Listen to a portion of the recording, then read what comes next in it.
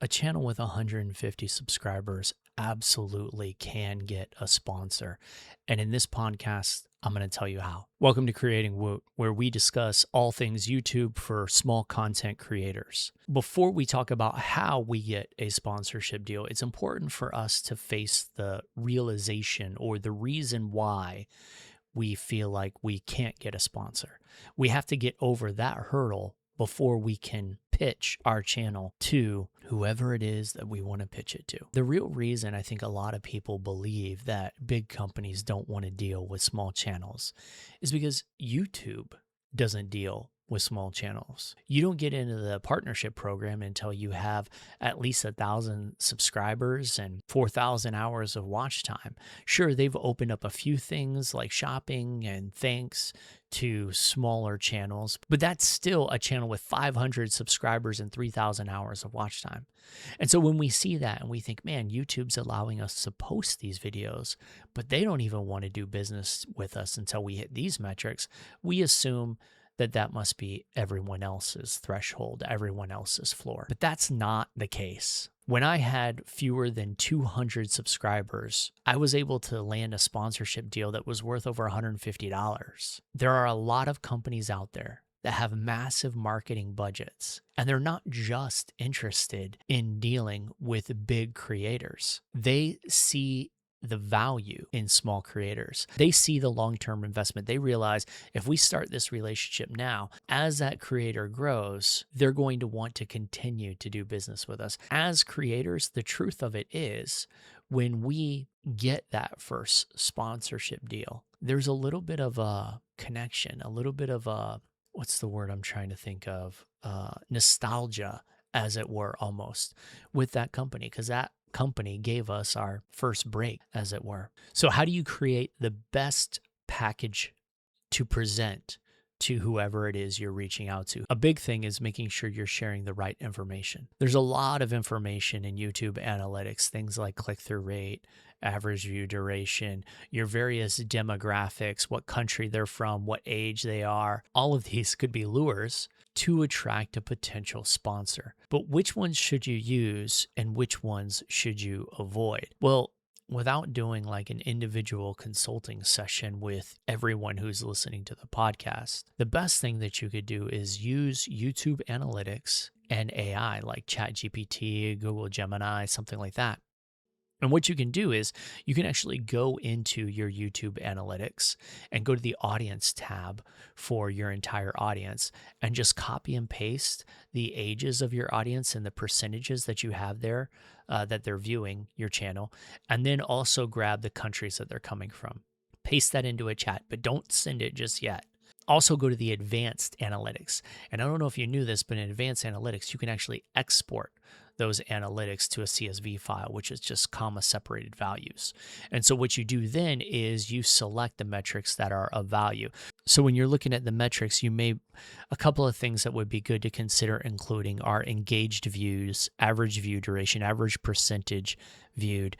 You can include your subscribers, but that's probably not going to be of value. But your impression click-through rate, stay to watch, average views per viewer, returning viewers, casual viewers, regular viewers, make sure you check all those. In terms of interactions, include your likes and dislikes. If you're already in the YouTube shopping program, you can include your shopping metrics, but that's just a few of the metrics that you can include. And then in the upper right, there's a download button. You can just go ahead and click that download button. You could download all these. Drop that in the same chat that you're already working on. And then just tell whatever AI agent you're looking at, let them know, hey, you know what? I'm a small YouTuber. I'm interested in building a pitch package for various sponsor deals. What are the demographics that you see? What are the statistics that you see? What would be of value to me to include in an email that I'm sending somebody? And then you go ahead and you let AI pick out what you should include. You could even ask it, based on my niche and the products that will be coming out, what are maybe some things I should consider asking for? Like, can I review this product, or would you be willing to send me this? Because when it comes to advertising, sending you something that's $100, $200 and you making a video about it is a huge return on investment for them, because if that just generates even a few thousand views, in terms of their marketing budget, that's just a drop in the bucket.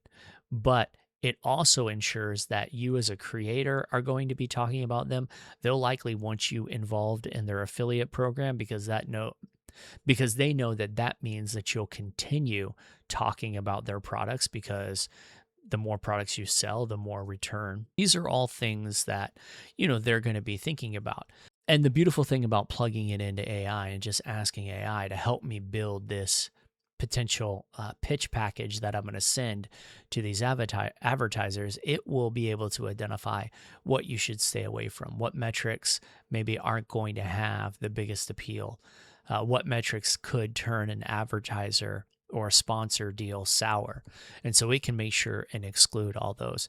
So right there, with all those metrics that it has and all the information you've given it, you can then tell it, hey, okay, write up the pitch letter.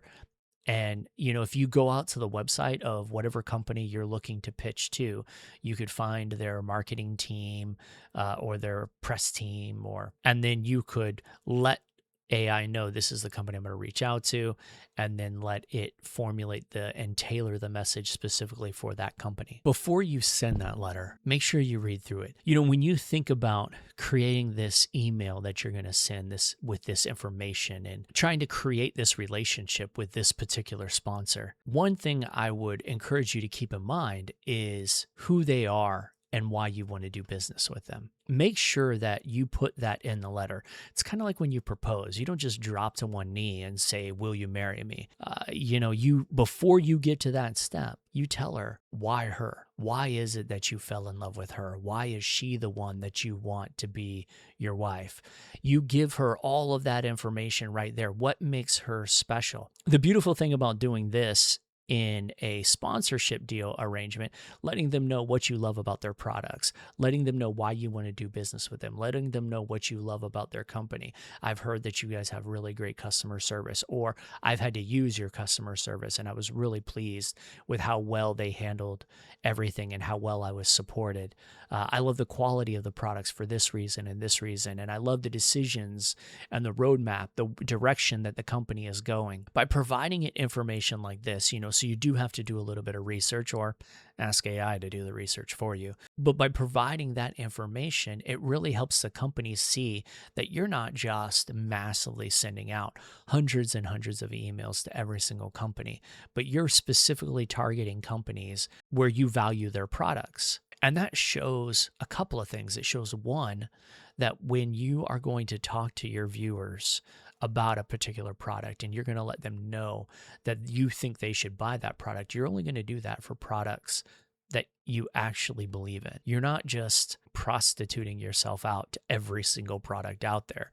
But no, you selected them for a very specific reason. You value that particular product. The other thing that it does is it kind of helps them to see, they just send a product to a reviewer, a blind review, it could end up being a bad review. And you have to appreciate the honesty of the reviewer itself. But for the company, that doesn't put them in the best light. If you tell them what you want to review and why you like it, well, then it gives them a little more confidence that it's likely that the review that you do, it's not only going to be honest, but since you already have a positive view of the company, you're going to have a positive view of the product as well. And so it gives them that comfort level as well. They don't have to worry about sending you something and then you just bashing them all over the place. Although I'm not saying that you shouldn't do that.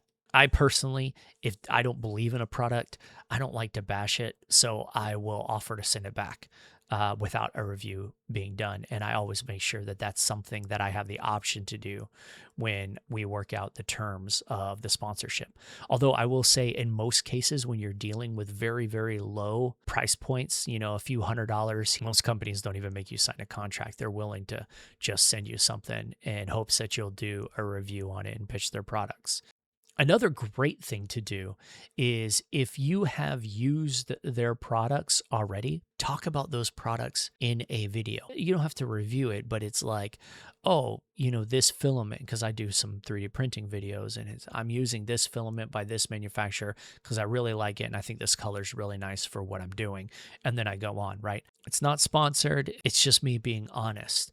And so by sending them a link included in all of my other information with, hey, here's a video where I talked about your product, it not only gets some exposure to my channel if they click on it and watch it, but it also shows them that I'm already using their products and it's a positive experience for me. You might think that they'd be like, oh, well, then they're not going to send you something because of that. And that's probably true in some cases. But by and large, a little mention like that is not near as valuable to them as an 8-minute video where you exclusively feature their product and use their product and actually make a review on it.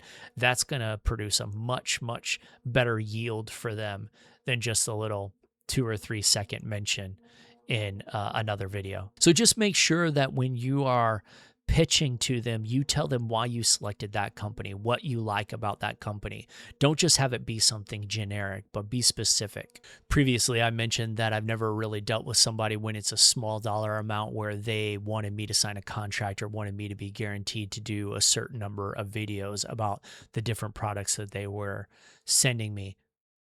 And I think that is actually for a company a huge win for them in terms of dealing with small creators. You think about the larger creators and the larger creators they deal with. A lot of times they're not even talking to the creator themselves. They're talking to the creator's advertising team or the creator's advertising agents, and they're working the deal through them. So they can't even get a feel for what the creator feels about their company until they see the ad roll, on the creator's channel. But when they're dealing with a small creator and it's really a small dollar value, it takes a very little time to work out the specifics of the deal. You send me this product, I'll make at least an 8-minute video. They either say yes or no, and you're done. There's no red tape. There's not a lot of legal ease that you have to go through. I'm not saying don't have a contract. It's not a complicated contract, and there's not large dollar figures involved. And in fact, in most cases, like I said, they're just willing to send the products, no questions asked. It's just so easy, and it gets their name out there to more people. There's just no layers of middlemen that they have to go through, none of that red tape. They just have that one passionate creator who is ready to collaborate directly with them. For some companies and certain products that they have, this is a huge appeal to them. Let me tell you 2 stories I had pitching to potential sponsors. The first time I ever pitched to a sponsor, I had a channel. It had about 500 subscribers. It wasn't getting like a ton of views, really. I think I was getting about maybe 50 or 60 views a day kind of thing. So nothing super, super fancy or high end. It was doing okay. And this was on an art channel that I was doing. So there was a lot of 3D graphics and things like that. And I had sent a few emails out to some tablet manufacturers to see if anybody would be willing to send me a drawing tablet so that I could review it. I was actually really surprised because I ended up getting, I think, 2 emails back on the 5 that I sent. On that small of a channel, 2 companies were interested. Now, to be honest with you, I had a little bit of imposter syndrome at that time, and I got a little scared. And so I never responded to them. They weren't saying, oh, yes, we'll send the product. I think both the emails were more along the lines of, okay, here's the people you need to reach out to.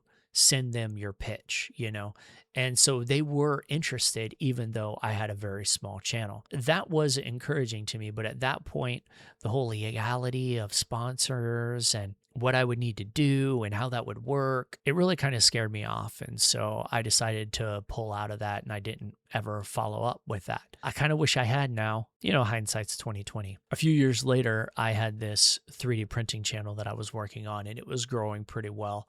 So I started using AI and doing exactly what I told you. I took my metrics out of the YouTube analytics. I dropped them in Gemini, and I said, hey, this is what I'm looking to do. I want to create a little package, kind of a pitch that I can send to this particular company because I'd like to review these 4 products that they have. And they were all low cost products, but it ended up totaling like, I don't know, it was like $150 or something like that. And so I went ahead and just had AI write up the whole pitch for me. I did a few tweaks, read through it, kind of changed some of the language so that it sounds more like me. And then I went ahead and sent it on to the company. And I would say within 24 hours, we had worked out a deal with them sending me all the products that I had requested. And they asked for me to make 2 videos about the products that I had requested.